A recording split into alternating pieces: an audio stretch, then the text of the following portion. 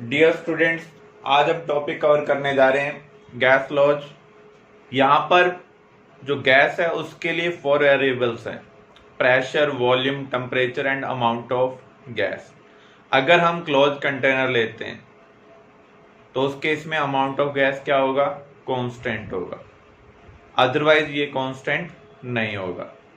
तो ऐसे केस में अगर हम वॉल्यूम को चेंज करते हैं या फिर हम प्रेशर को चेंज करते हैं एट कांस्टेंट टेम्परेचर, तो अदर के ऊपर क्या इम्पैक्ट हो रहा है? आपने यहाँ पर अमाउंट को कांस्टेंट लिया हुआ है, टेम्परेचर को कांस्टेंट लिया हुआ है।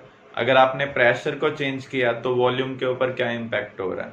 अगर हमने वॉल्यूम को चेंज किया तो प्रेशर के ऊपर क्या इम्पैक्ट हो रहा है? इस तरीके से हम किसी ना किसी चीज को कांस्टेंट अज्यूम करेंगे, एक को चेंज करेंगे और दूसरे के ऊपर इम्पैक्ट देखेंगे। इन्हीं प्रैक्टिकल ऑब्जर्वेशन के बेस पर हमने कुछ रूल्स डिसाइड किए हैं।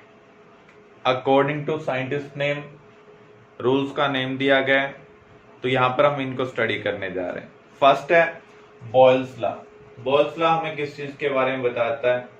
अगर हम प्रेशर को चेंज करते हैं eight constant temperature in close container, तो उस केस में वॉल्यूम के ऊपर क्या इम्पैक्ट हो रहा है? प्रैक्टिकली हमने ऑब्जर्व किया, जब हम प्रेशर को इंक्रीज करते हैं तो वॉल्यूम क्या होता है? डिक्रीज। इसका मीनिंग वॉल्यूम और प्रेशर में कौन सा रिलेशनशिप है? इनवर्स रिलेशनशिप है। तो यहां पर आप देख भी सकते हैं, ये मरकरी प्रेजेंट है मैनोमीटर के अंदर। जब हमने मरकरी कम प्लेस किया हुआ है तो उस केस में गैस का वॉल्यूम ज्यादा है, 100 ml यहाँ पर प्रेजेंट है। अब हमने यहाँ पर मरकरी के अमाउंट को इंक्रीज कर दिया। अगर हम मरकरी के अमाउंट को इंक्रीज करेंगे तो गैस के ऊपर प्रेशर है वो भी क्या होगा? इंक्रीज होगा। तो हमने क्या ऑब्जर्व किया? वॉल्यूम कम हो रहा है। फर्दर और मरकरी को हमने इंक्रीज किया तो हम क्या देख रहे हैं? वॉल्यूम फर्दर क्या हो रहा है? डिक्रीज हो रहा है। तो प्रैक्टिकल ऑब्जर्वेशन के बेस पर ही हम कंक्लूड कर रहे हैं वॉल्यूम प्रेशर के क्या है? इनवर्सली प्रोपोर्शनल है। Is it clear?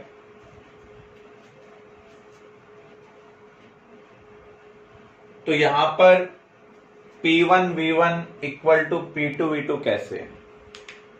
अगर आप प्रोपोर्शनैलिटी का सिंबल हटाते हैं तो हम एक कांस्टेंट लेंगे। ये जो कांस्टेंट है ये किसके ऊपर डिपेंड करेगा? टेम्परेचर के ऊपर, क्योंकि यहां पर हमने टेम्परेचर क्या लिया हुआ है? कांस्टेंट। दूसरा, अमाउंट ऑफ गैस के ऊपर भी डिपेंड करेगा। तो यहां पर हमने जो वेरिएबल कांस्टेंट रखे हुए हैं, कांस्टेंट की वैल्यू उसी के ऊपर डिपेंड कर रही है। अगर हम टेम्परेचर और नंबर ऑफ मोल्स को चेंज करते हैं तो इस कांस्टेंट की वैल्यू भी क्या होगी? चेंज होगी। तो यहां पर हम क्या कह सकते हैं? पीवी क्या है? कांस्टेंट है। अगर हम प्रेशर P1 से P2 करें, वॉल्यूम V1 से क्या हो जाएगा? V2 हो जाएगा। लेकिन ये जो कांस्टेंट है ये हमेशा सेम रहेगा जब तक आपने टेम्परेचर और अमाउंट ऑफ गैस को क्या किया हुआ है? मेंटेन किया हुआ है। तो जब भी हम किसी भी गैस को क्लोज कंटेनर में लेंगे तो उसका अमाउंट कांस्टेंट होगा। कांस्टेंट टेम्परेचर पर लेंगे तो उस केस में जो पीवी प्रोडक्ट है वो कांस्टेंट होगा। अगर हम प्रेशर P1 से P2 कर रहे हैं तो वॉल्यूम क्या हो रहा है? V1 से V2 हो रहा है।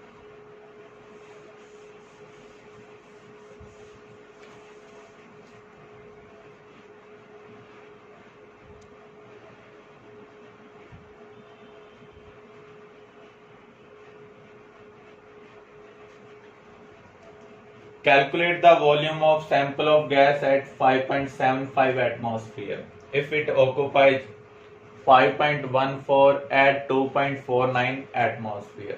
यहाँ पर टेम्परेचर क्या दिया हुआ है? कांस्टेंट दिया हुआ है। कंटेनर के बारे में कुछ नहीं बताया हुआ है, तो बाय डिफॉल्ट आप इसे क्लोज कंटेनर लेंगे। तो जब क्लोज कंटेनर का केस आएगा, टेम्परेचर कांस्टेंट होगा तो रिलेशनशिप क्या होगी? P1 V1 equal to P2 V2। आपको इनिशियल प्रेशर भी दिया हुआ है 2.49, तो यहां पर हम 2.49 पुट करेंगे। इनिशियल वॉल्यूम भी दिया हुआ है 5.14। फाइनल प्रेशर आपको दिया हुआ है। अब आपको तीन चीजों की वैल्यू पता है, फोर्थ की वैल्यू आप निकाल सकते हैं।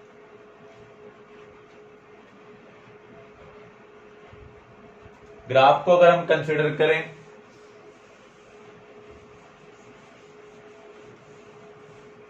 प्रेशर और वॉल्यूम में इनवर्स रिलेशनशिप है। तो अगर हम प्रेशर इंक्रीज करेंगे तो वॉल्यूम क्या होगा, डिक्रीज होगा। आपको ध्यान रखना है, जो इनवर्सली प्रोपोर्शनल वाले ग्राफ होंगे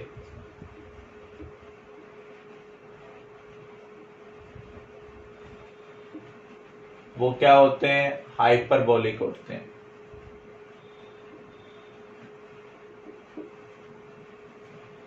तो यहां पर इस कर्व को हम क्या बोलते हैं, हाइपरबोलिक।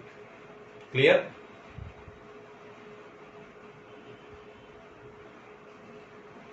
अगर हम प्रेशर को कांस्टेंट रख लें किसी क्लोज कंटेनर के अंदर, तो उस केस में टेम्परेचर का क्या इंपैक्ट होगा वॉल्यूम के ऊपर। हमने प्रैक्टिकली ऑब्जर्व किया है, जब भी हम 1 डिग्री टेम्परेचर इंक्रीज और डिक्रीज करते हैं तो गैस का जो वॉल्यूम है इंक्रीज होगा टेम्परेचर इंक्रीज करने पर, डिक्रीज होगा टेम्परेचर डिक्रीज करने पर by 1/273.15 of volume at 0 degree Celsius. हम ये कह सकते हैं volume at T degree Celsius क्या होगा, volume at 0 degree Celsius plus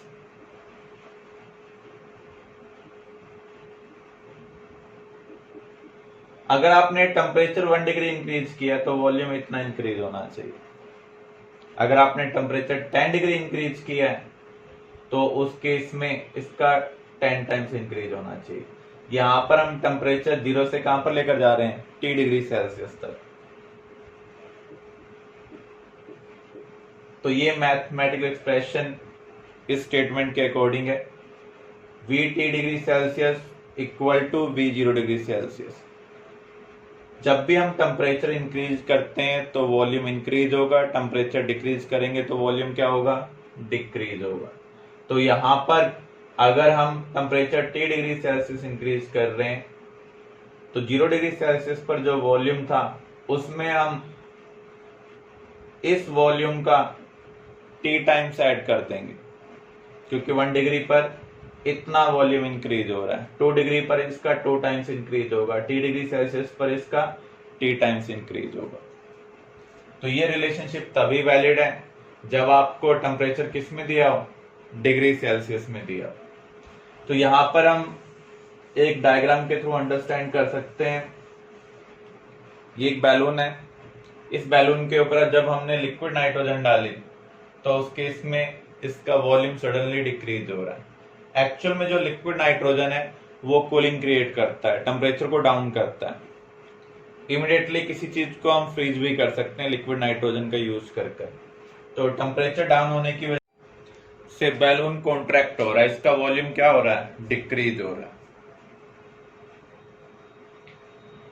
second statement, volume of gas maintained eight constant pressure is directly proportional to absolute temperature of the gas। absolute temperature का meaning क्या है, kelvin temperature.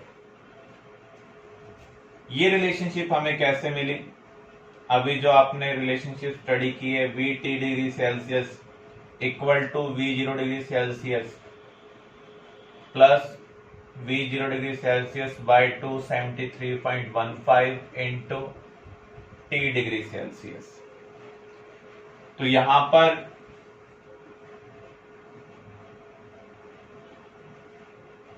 अगर हम इसको solve करें तो आप देख सकते हैं V0 डिग्री सेल्सियस यहां पर कॉमन आ रहा है, 1 plus T degree Celsius by 273.15।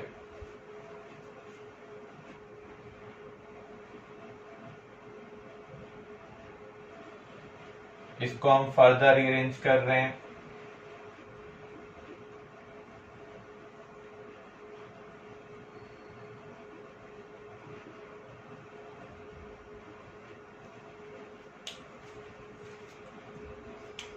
Degree Celsius में जब आप 273.15 ऐड करते हैं तो ये टेम्परेचर किस में कन्वर्ट हो जाता है?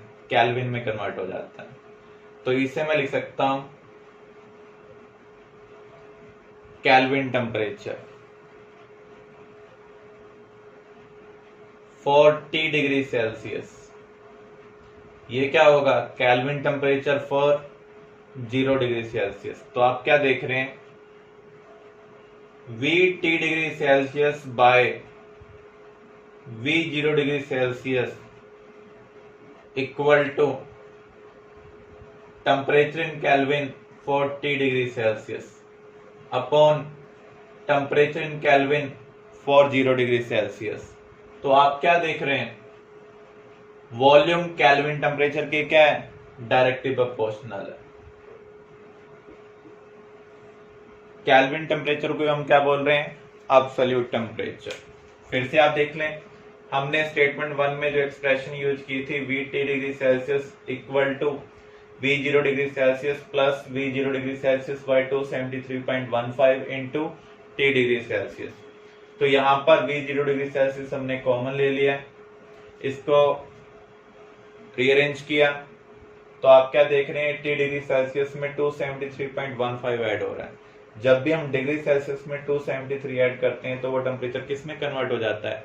केल्विन टेम्परेचर में कन्वर्ट हो जाता है। ऐसे ही 0 डिग्री सेल्सियस में अगर आप 273.15 ऐड करेंगे तो आपको 273.15 केल्विन ही मिलेगा। तो इसका मीनिंग एक केल्विन टेम्परेचर है for 0 degree Celsius. Further rearrange करने पर आप क्या देख रहे हैं? जो वॉल्यूम T डिग्री सेल्सियस वाला है वो केल्विन टेम्परेचर के डायरेक्टली प्रोपोर्शनल है, इसलिए हम बोल रहे हैं V प्रोपोर्शनल टू T। तो यहाँ पर हम दो स्टेटमेंट यूज कर रहे हैं। एक स्टेटमेंट में हम केल्विन टेम्परेचर का यूज कर रहे हैं और दूसरे में हम यूज कर रहे हैं डिग्री सेल्सियस का। अब ग्राफ रेलेवेंट क्वेश्चन हम कैसे सॉल्व करेंगे? जो भी डायरेक्टली प्रोपोर्शनल के ग्राफ होते हैं उसमें जो कर्व होगी वो स्ट्रेट लाइन की फॉर्म में होगी। तो यहां पर अगर हमें ग्राफ बनाना पड़े VT डिग्री सेल्सियस और T डिग्री सेल्सियस के बीच में, तो आप देख सकते हैं ये वॉल्यूम इस टेम्परेचर के डायरेक्टली प्रोपोर्शनल है और डायरेक्टली प्रोपोर्शनल के जो ग्राफ होंगे वो स्ट्रेट लाइन इक्वेशन को सेटिस्फाई करते हैं। तो इसको हम कंपेयर कर रहे हैं y equal to mx plus c के साथ। तो y एक्सिस के लॉन्ग हम ले रहे हैं वॉल्यूम और x एक्सिस के लॉन्ग हम ले रहे हैं टेम्परेचर इन डिग्री सेल्सियस। तो जब हम कंपैरिजन कर रहे हैं इंटरसेप्ट क्या मिल रहा है? Volume at 0 degree Celsius. Slope क्या मिल रहा है? V 0 degree Celsius by 273.15। तो यहां पर ये वैल्यू पॉजिटिव है। अगर स्लोप पॉजिटिव होगा तो लाइन कैसे जाएगी? अपवर्ड। ये मान लीजिए वॉल्यूम एट 0 डिग्री सेल्सियस है तो ये लाइन अपवर्ड जा रही है।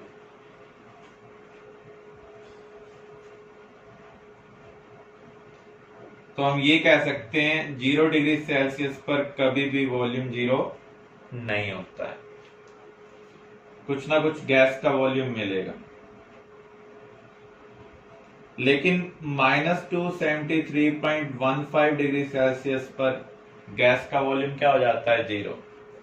अगर हम यहां पर इसको 0 निकालना चाहें, कब ये सेटिस्फाई हो रहा है?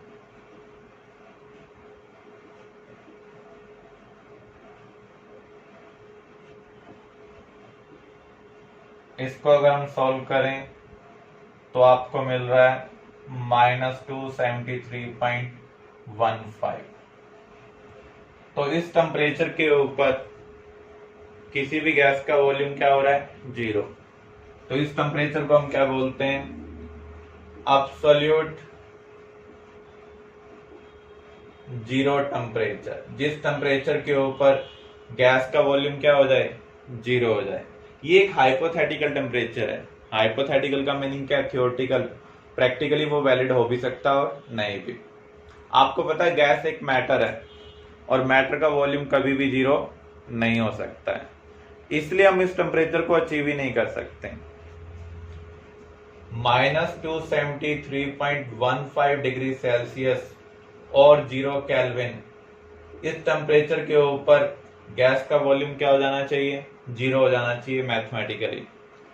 प्रैक्टिकली ये पॉसिबल नहीं है क्योंकि मैटर का वॉल्यूम 0 नहीं हो सकता। क्लियर?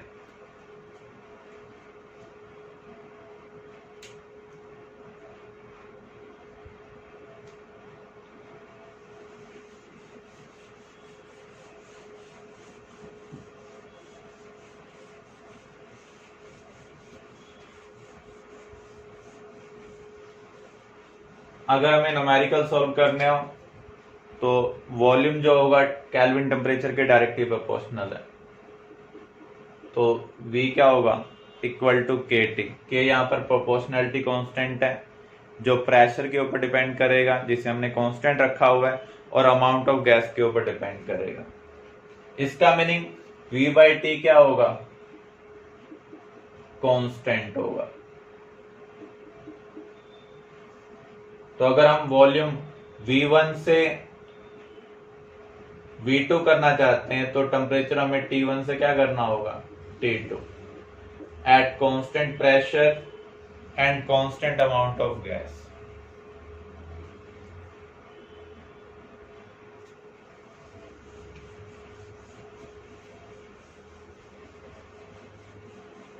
डिग्री सेल्सियस ग्राफ के रिगार्डिंग हमने अभी डिस्कशन किया ही है। 0 डिग्री सेल्सियस पर गैस का वॉल्यूम कभी भी 0 नहीं होता।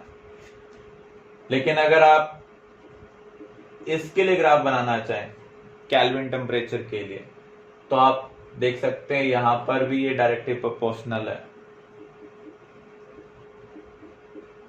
तो इसको हम कंपेयर करेंगे स्ट्रेट लाइन इक्वेशन के साथ, y equal to M X plus C. तो आप क्या देख रहे हैं? इंटरसेप्ट यहां पर क्या है? 0।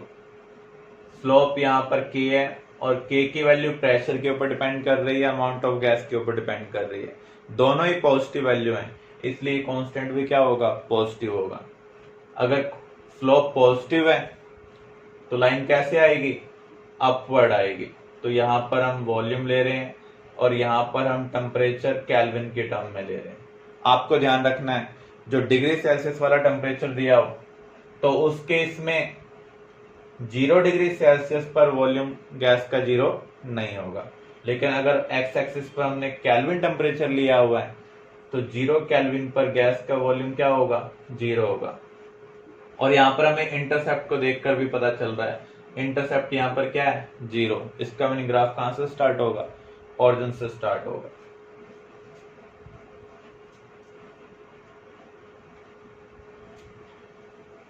अगर हम प्रेशर को एज ए वेरिएबल लें, टेम्परेचर को एज ए वेरिएबल लें, लेकिन हम यहां पर वॉल्यूम को कांस्टेंट लें और अमाउंट ऑफ गैस को भी क्या लें? कांस्टेंट।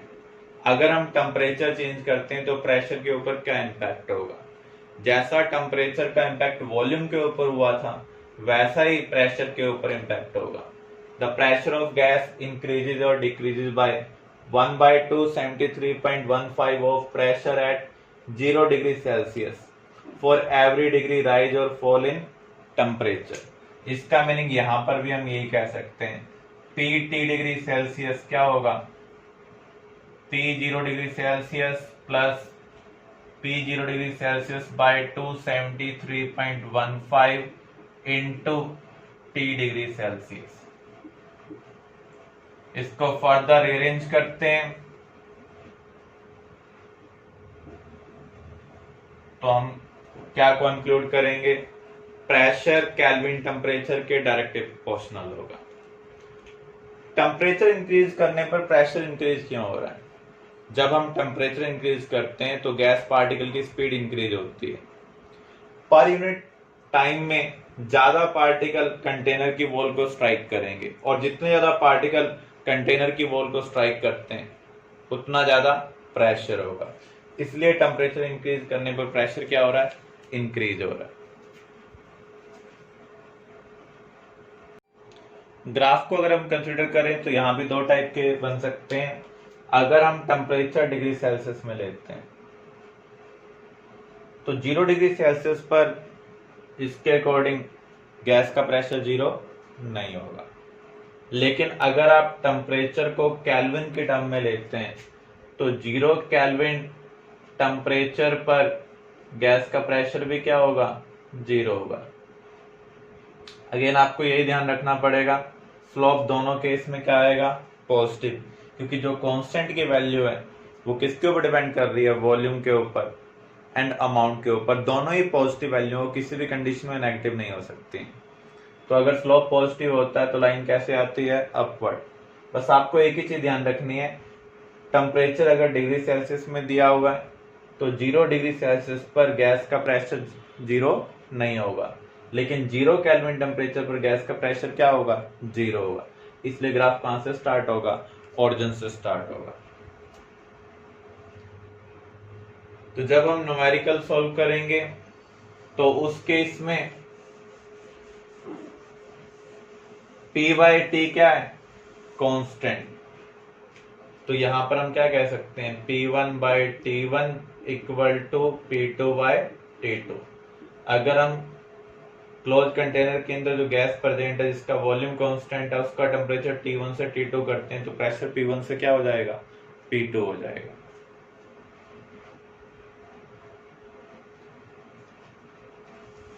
एवोगैड्रो लॉ, अगर हम टेम्परेचर और प्रेशर कांस्टेंट रखते हैं तो गैस का वॉल्यूम नंबर ऑफ मोल्स के क्या है, डायरेक्टली प्रोपोर्शनल है। आपने पढ़ा भी हुआ है एसटीपी कंडीशन में 1 मोल गैस का वॉल्यूम कितना होता है, 22.4 लीटर। अगर आप नंबर ऑफ मोल्स डबल करेंगे तो वॉल्यूम भी क्या हो जाएगा, डबल हो जाएगा। ऐसे अगर आप कांस्टेंट टेम्परेचर लें, कांस्टेंट वॉल्यूम लें, तो उस केस में जो प्रेशर है वो नंबर ऑफ मोल्स के डायरेक्टली प्रोपोर्शनल होगा। इसका क्या रीजन है, जब पार्टिकल डेंसिटी इंक्रीज होगी तो ज्यादा पार्टिकल कंटेनर के सरफेस पर स्ट्राइक करेंगे पर यूनिट टाइम में, और जितने ज्यादा पार्टिकल स्ट्राइक करते हैं, जितनी ज्यादा स्पीड से स्ट्राइक करते हैं, उतना ज्यादा प्रेशर होता है। अगर हम कंटेनर का टेम्परेचर कांस्टेंट रखें, वॉल्यूम कांस्टेंट रखें और गैस के अमाउंट को इंक्रीज करेंगे तो प्रेशर क्या होगा, इंक्रीज होगा।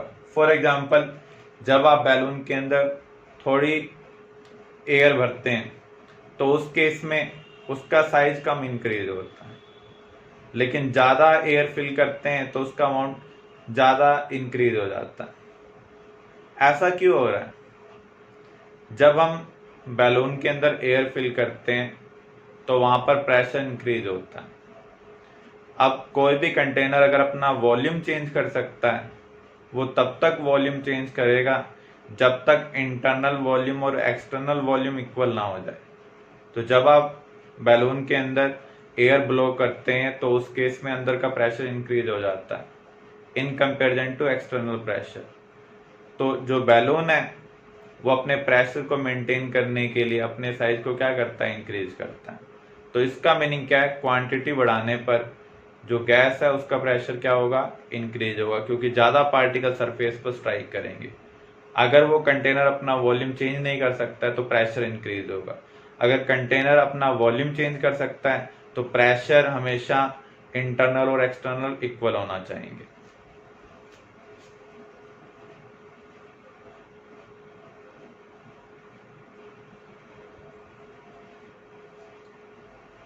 आइडियल गैस इक्वेशन और कंबाइंड गैस इक्वेशन।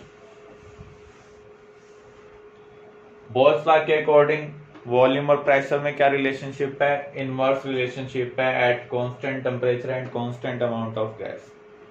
चार्ल्स के अकॉर्डिंग वॉल्यूम टेम्परेचर के डायरेक्टली प्रोपोर्शनल है at constant pressure and constant amount of gas. Avogadro के according volume number of moles के डायरेक्टली प्रोपोर्शनल है at constant temperature and constant pressure. यहां पर हम देख रहे हैं बाकी सभी कांस्टेंट हैं, एक वेरिएबल को अगर हम चेंज करेंगे तो दूसरे के ऊपर क्या इंपैक्ट होगा। जैसे यहाँ पर आप प्रेशर को चेंज करेंगे तो वॉल्यूम के ऊपर क्या इंपैक्ट हो रहा है। अदर जो वेरिएबल है उनको हमने एज ए कांस्टेंट लिया हुआ है। यहाँ पर भी दो चीजें कांस्टेंट है, pressure and amount of gas. यहाँ पर टेम्परेचर और प्रेशर क्या है, कांस्टेंट है। अगर हम किसी केस में एक से ज्यादा चीज चेंज करें, मान लीजिए आप टेम्परेचर भी चेंज करते हैं, प्रेशर भी चेंज करते हैं, तो वॉल्यूम के ऊपर क्या इम्पैक्ट होगा। या फिर आप अमाउंट ऑफ गैस को चेंज करें, प्रेशर को चेंज करें, टेम्परेचर, इन सबको एक साथ चेंज करें, तो वॉल्यूम के ऊपर क्या इम्पैक्ट होगा। तो ये रिलेशनशिप आपको कंप्लीट इंफॉर्मेशन नहीं दे पाएंगी, तो हमने इन सबको कंबाइन कर दिया है, इसलिए इस इक्वेशन को हम बोलते हैं कंबाइंड गैस इक्वेशन। और जो गैस इन सब रूल्स को फॉलो करती है उसे हम क्या बोलते हैं, आइडियल गैस। इसलिए इक्वेशन को हम क्या बोल रहे हैं, आइडियल गैस इक्वेशन। अगर आप इन तीनों को कंबाइन कर देंगे तो आप क्या देख रहे हैं, V proportional to NT by P। इसको फर्स्ट ले लें, इसको सेकंड और इसको थर्ड। तो लेफ्ट साइड में आप देख रहे हैं वॉल्यूम है, राइट साइड में क्या है, number of moles, temperature and pressure. उसी फॉर्म में हमने इसको रख दिया है। प्रोपोर्शनलिटी का सिंबल आएगा, जो सिंबल है उसको हटाने के लिए हमें एक कांस्टेंट लेना पड़ेगा। तो जो ये इक्वेशन है PV equal to nRT, R यहाँ पर प्रोपोर्शनलिटी कांस्टेंट है जिसे हम बोलते हैं यूनिवर्सल गैस कांस्टेंट। तो PV इक्वल टू nRT ये किसको रिप्रेजेंट कर रहा है, आइडियल गैस इक्वेशन को रिप्रेजेंट कर रहा है, कंबाइंड गैस इक्वेशन को रिप्रेजेंट कर रहा है। क्लियर।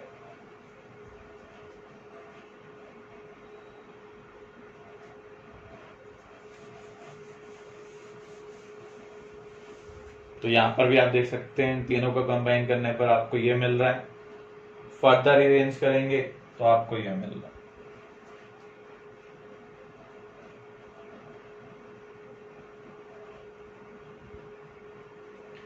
आर की वैल्यू आपको याद रखनी होगी, स्पेशली दो केस। अगर आप प्रेशर एटमॉस्फेयर में ले रहे हैं, टेम्परेचर केल्विन, और जो वॉल्यूम है वो लीटर की फॉर्म में ले रहे हैं, तो आर की वैल्यू है 0.0821। अगर आपने प्रेशर एटमॉस्फेयर की बजाय बार की टर्म में लिया तो उस केस में आर की वैल्यू आपको याद रखनी है 0.0831। जब भी हम आइडियल गैस इक्वेशन का यूज करेंगे, आर की हम ये दो टाइप की वैल्यू यूज करते हैं, 0.0821 या फिर 0.0831। लीटर और डेसी क्यूबिक मीटर एक ही, तो न्यूमेरिकल में लीटर की जगह वॉल्यूम आपको डेसी क्यूबिक मीटर में दिया हो सकता है, तो वो एक्चुअल में लीटर को ही रिप्रेजेंट कर रहा है।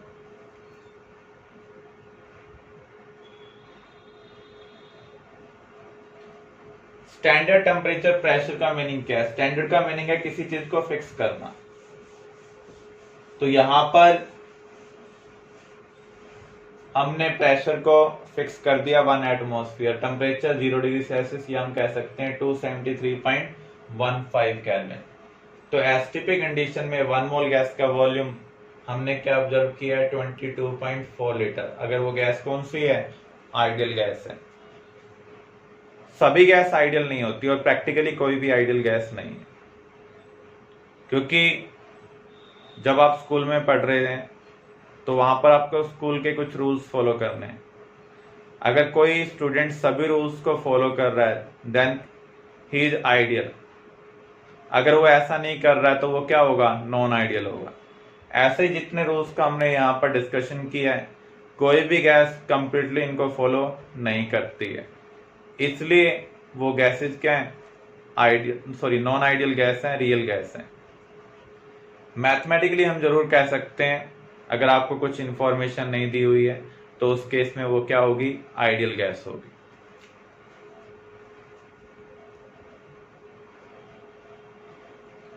तो यहाँ पर PV इक्वल टू nRT में हम n की वैल्यू पुट करें 1, R की वैल्यू 0.0821 और टेम्परेचर हम केल्विन में पुट करें और प्रेशर एटमॉस्फेयर में। सोल्व कर रहे हैं तो वॉल्यूम आपको क्या मिल रहा है, 22.4 litre.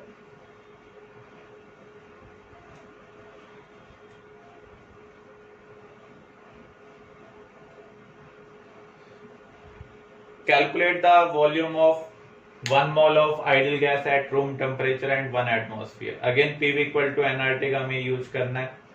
PV equal to nRT का यूज करते हैं तो V क्या होगा, nRT by P.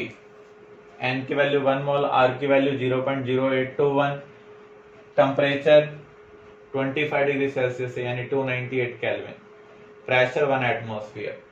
सॉल्व कर रहे हैं तो आपको क्या मिल रहा है 24.4 लीटर. तो ये दो वैल्यू हैं जो आपको याद रखनी है. एसटीपी कंडीशन में 1 मोल गैस का वॉल्यूम क्या होगा 22.4 लीटर. रूम टेम्परेचर पर कितना होता है 24.4 लीटर. डेंसिटी और प्रेशर ऑफ गैस के बीच में क्या रिलेशनशिप है.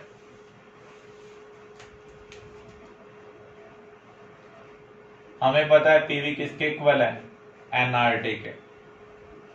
नंबर ऑफ मोल्स हम कैसे निकालते हैं, given mass upon molar mass. Rearrange करते हैं.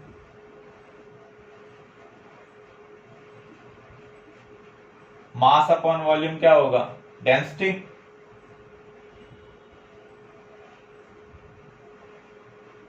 तो डेंसिटी का रिलेशनशिप आपको क्या मिल रहा है PM by R T. M और आर यहाँ पर कांस्टेंट है तो हम क्या कह सकते हैं डेंसिटी प्रेशर के डायरेक्टली प्रोपोर्शनल है, टेम्परेचर के क्या है इनवर्सली प्रोपोर्शनल. अगर आप किसी गैस के लिए टेम्परेचर इंक्रीज करेंगे तो उसकी डेंसिटी क्या होगी डिक्रीज होगी, क्योंकि वॉल्यूम क्या होगा इंक्रीज होगा with increase in temperature. Pressure बढ़ाने पर वॉल्यूम क्या होता है कम होता है तो डेंसिटी क्या होगी इंक्रीज होगी.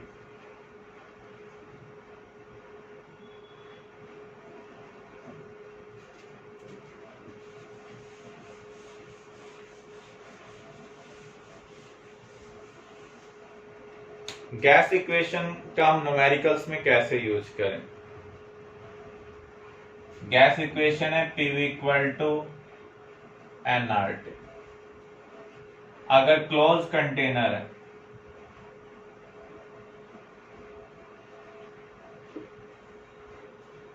तो उस केस में आपको ध्यान रखना है गैस एस्केप नहीं कर सकती है तो एन यहाँ पर क्या होगा कांस्टेंट होगा. जो कांस्टेंट होगा उसको आप इग्नोर कर दें.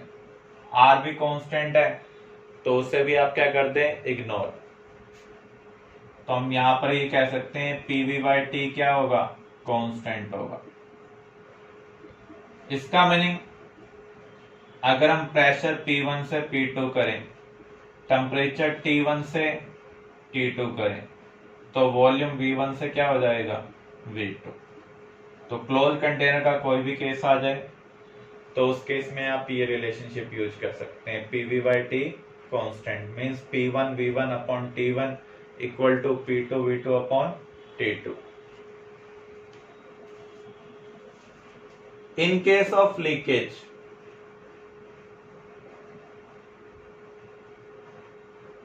किसी कंटेनर के अंदर लीकेज प्रेजेंट है तो उस केस में जो अमाउंट है वो कांस्टेंट नहीं होगा. तो इसका मीनिंग हम यहाँ पर सिर्फ R को इग्नोर करेंगे और किसी चीज को इग्नोर नहीं कर सकते. तो P1 V1 upon N1 T1 equal to P2 V2 upon N2 T2. मान लीजिए आपको टेम्परेचर कांस्टेंट दिया हुआ है तो T1 और T2 क्या होंगे इक्वल होंगे तो वो इग्नोर हो जाएंगे. तो जो भी चीज कांस्टेंट दी होती है तो उसे आप इग्नोर कर दें. बाकी सभी वेरिएबल्स को आपको रिलेशनशिप में यूज करना होगा. ओपन कंटेनर आ जाए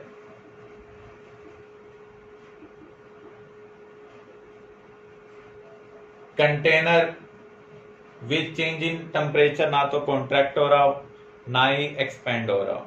नॉर्मली जो मेटल कंटेनर होते हैं जब आप उनको हीट करते हैं तो उस केस में वो एक्सपेंड हो जाते हैं, कूलिंग करते हैं तो कॉन्ट्रैक्ट हो जाते हैं. नॉर्मली ऐसा होता है लेकिन हम प्रैक्टिकली ये कंसिडर कर रहे हैं यहाँ पर कि वॉल्यूम में कुछ चेंज नहीं हो रहा है कंटेनर के.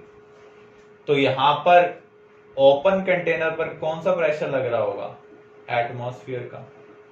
हीटिंग और कूलिंग करने पर एटमॉस्फेयर का प्रेशर चेंज नहीं हो रहा है क्योंकि कंटेनर ना तो कॉन्ट्रैक्ट हो रहा है नाई एक्सपेंड हो रहा है तो इसका वॉल्यूम भी क्या है, कांस्टेंट है।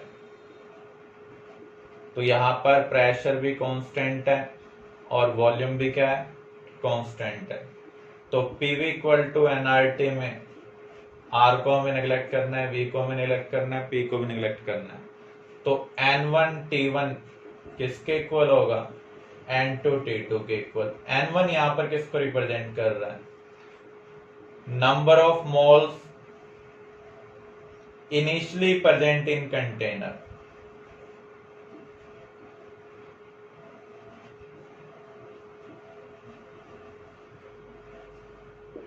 गैस के जो मोल्स हैं इनिशियली कंटेनर में कितने प्रेजेंट थे।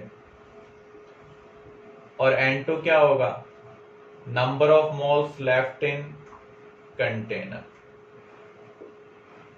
तो जब भी आपके पास गैस से रेलेवेंट कोई भी न्यूमेरिकल आता है तो आप देखें वहां पर वो किस किस चीज को कांस्टेंट कह रहा है। क्लोज कंटेनर है तो गैस का अमाउंट अपने आप ही कांस्टेंट हो जाएगा, तो उस केस में ये रिलेशनशिप बनेगी। अगर इसमें भी कह दे टेम्परेचर कांस्टेंट है तो टी को इग्नोर कर दो, तब क्या होगा, P1 V1 equal to P2 V2। अगर वॉल्यूम कांस्टेंट कह रहा है, रिजिड कंटेनर है, तो V1 और V2 को लिखने की जरूरत ही नहीं है, तब रिलेशनशिप होगी P1 by T1 equal to P2 by T2। ऐसे प्रेशर कांस्टेंट है तो P वाली टर्म आपको लिखने की जरूरत नहीं होगी, तो V1 by T1 equal to V2 by T2। इस तरीके से हम न्यूमेरिकल्स में इसका यूज कर सकते हैं।